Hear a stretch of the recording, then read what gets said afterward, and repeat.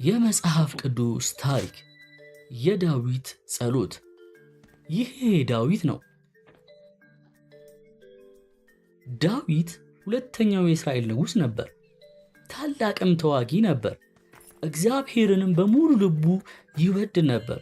ወደ እግዚአብሔርም ዘወትር ይጸልይ ነበር።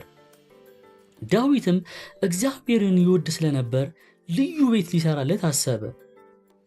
እግዚአብሔር ግን ለዳዊት ቤትን የምትሰራልኝ አንተ አይደለም አለው።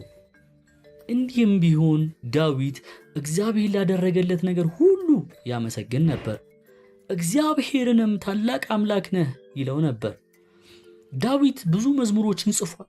ጸሎትና ምስጋናም ጨምሮ ጽፏል።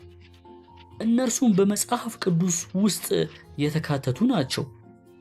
ብዙዎቹንም የጻፋቸውን ጽሑፎች ሲጀምር በውዳሴና በምስጋና ነበር። እግዚአብሔር ጸሎቱን ስለሰማ እና በጦርነትም ድልን ስለሰጠው ያመሰግን ነበር። እግዚአብሔር ስለመራው እንዲሁም ትክክለኛ አቅጣጫን ስላሳየው ያመሰግን ነበር። ዳዊትም እግዚአብሔር ሁሌም አብሮ ስለነበር ያመሰግን ነበር። ምንም እንኳን ዳዊት ቢሸመግልም በሕዝቡ ሁሉ ፊት እግዚአብሔርን ያመሰግን ነበር። ሕዝቡንም እግዚአብሔር አምላካችሁን አመስግኑት ይል ነበር። ዳዊትም በሕይወቱ ሁሉ ከእግዚአብሔር ጋር ነበር። ለዚህም ምክንያት እግዚአብሔር እንዲህ አለው፣ እንደ ልቤ የሆነውን ዳዊትን አገኘሁት፣ ቅዱሱንም ቅባቴን ቀባሁት።